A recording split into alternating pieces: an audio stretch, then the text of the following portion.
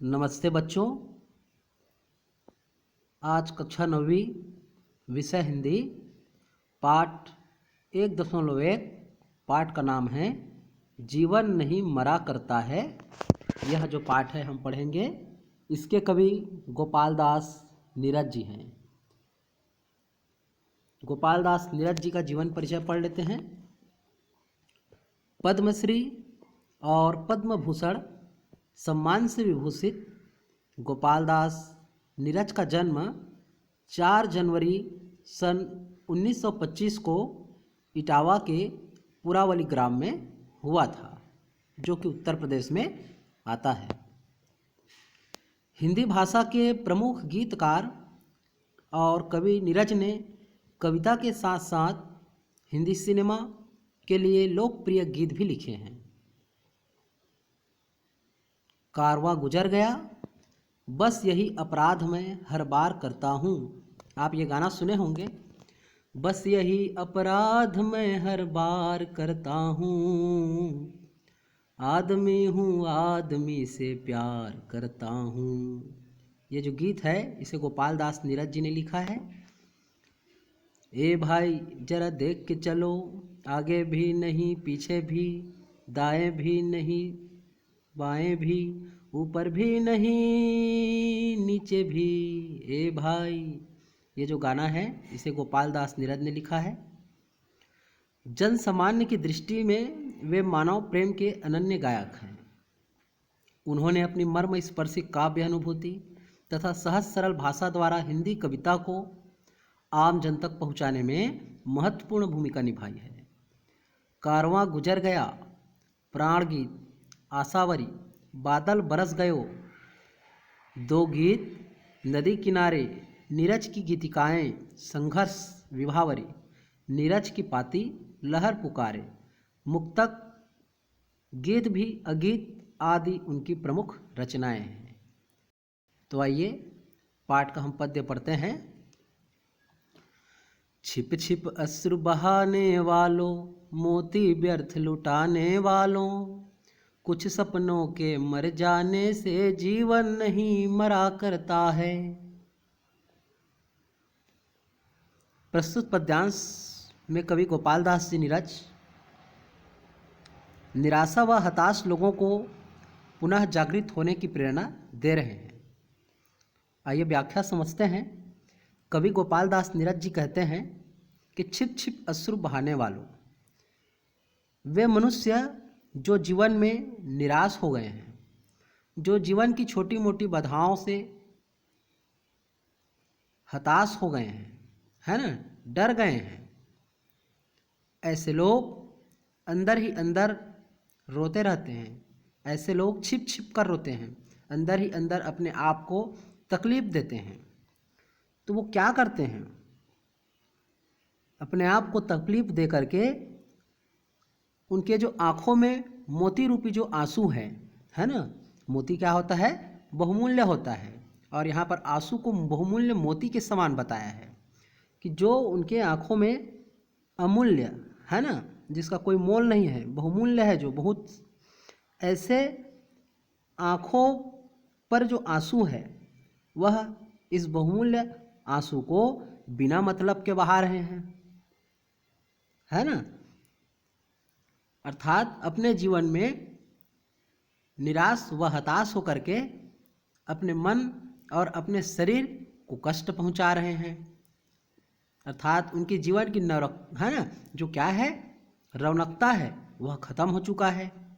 उनके चेहरे पर क्या हो चुकी है? उदासी छाया हुआ है। तो कवि गोपाल दास जी नीरज कहते हैं कि छोटी मोटी बाधाओं से हमें घबराना नहीं चाहिए, हमें निराश नहीं होना चाहिए, हमें रोना नहीं चाहिए।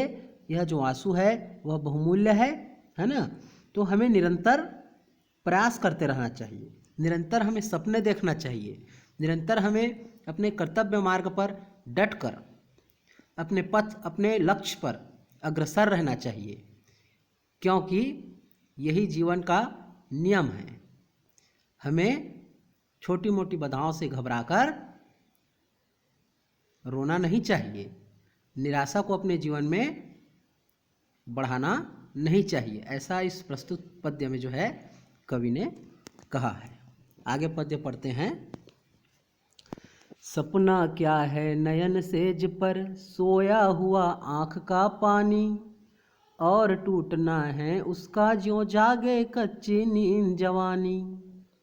गीली उम्र बनाने वालों, डूबे बिना नहाने वालों, कुछ पानी के बह जाने से सावन नहीं मरा करता है। खोता कुछ भी नहीं यहाँ पर, केवल जिल्द बदलती पोथी, जैसे रात उतार चांदनी। आइए प्रस्तुत व्याख्या हम समझते हैं।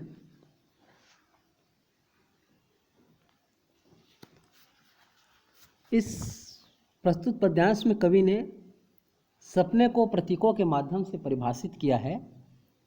तो सपना क्या है नयन सेज पर, नयन मतलब आँख होता है।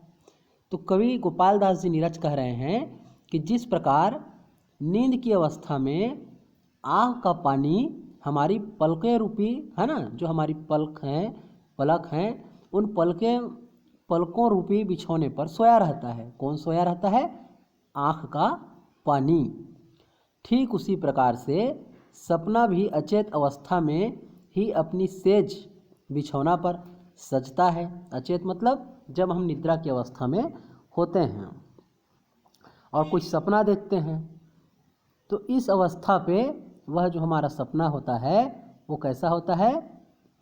अचेतन अवस्था में होता है और हम पर आरूढ़ हो जाता है ना। हम पर वह जो सपना है अपना प्रभाव जमा लेता है, जबकि हम क्या हैं? सोए हुए अवस्था में रहते हैं। और जब आंखें खुल जाती है तो जो डराने वाला जो सपना होता है ना, जो हमारे निद्रावस्था में आता है, वह सपना जो है टूट कर क्या हो जाता है? बिखर जाता है। अर्थात उस सपने का हमारे वास्तविक जीवन से कोई लेना देना नहीं होता है। सपने का टूटना ठीक उसी प्रकार है जिस प्रकार कच्ची नींद में ही हमारी युवा अवस्था जागृत हो गई है और हम बिना अनुभव के बुद्धिमान बन गए हैं। गीली उम्र बनाने वालों, डूबे बिना नहाने वालों, कुछ पानी के बह जाने से सावन नहीं मरा करता है।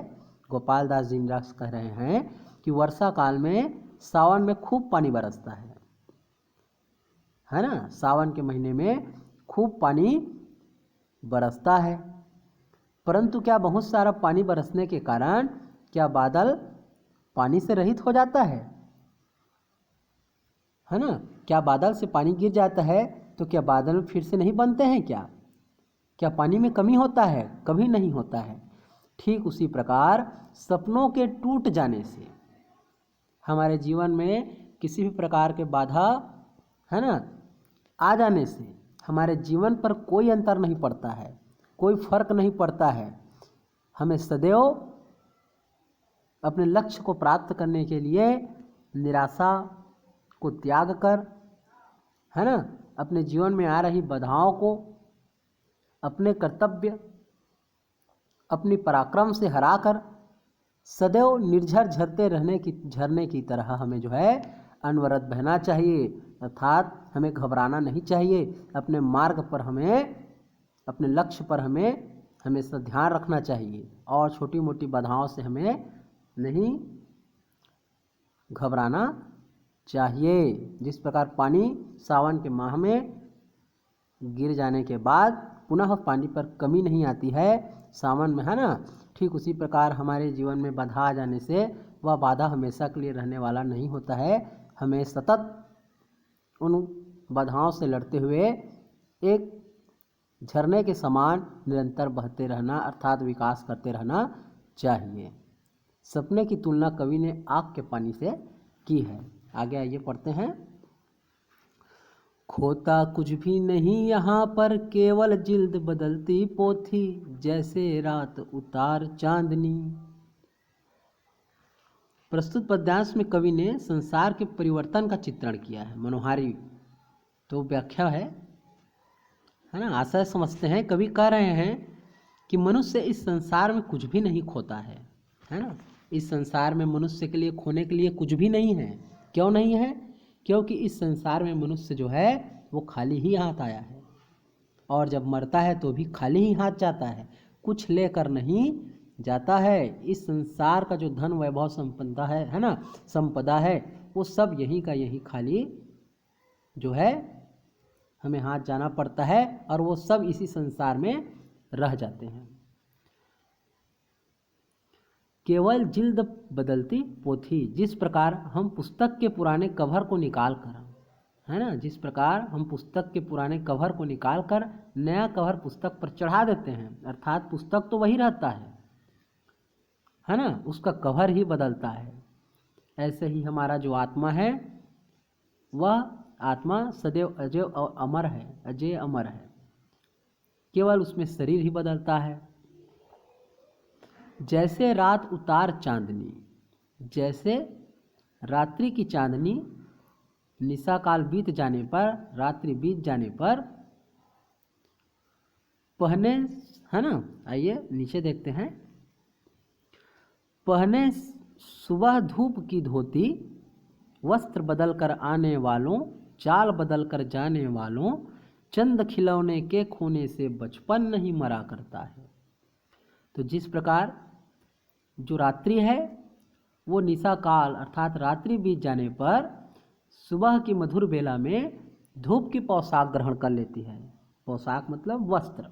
जो रात है वह रात्रि बीत जाने पर सुबह जो है चमकीले धूप का वस्त्र ग्रहण कर लेती है। वस्त्रों का परिधान, परिवर्तन एवं हमारी गतिविधियों में बदलाव प्राकृतिक रूप से घटित होता रहता है। जिस प्रकार रात अपना वस्त्र बदलकर सुबह सुंदर चमकदार, है ना, बन जाता है और उसके जीवन में परिवर्तन आ जाता है, ठीक उसी प्रकार हमारे भी जीवन में परिवर्तन होता रहता है। चाल बदल कर जाने वालों, चंद खिलौने के खोने से बचपन नहीं मरा करता है।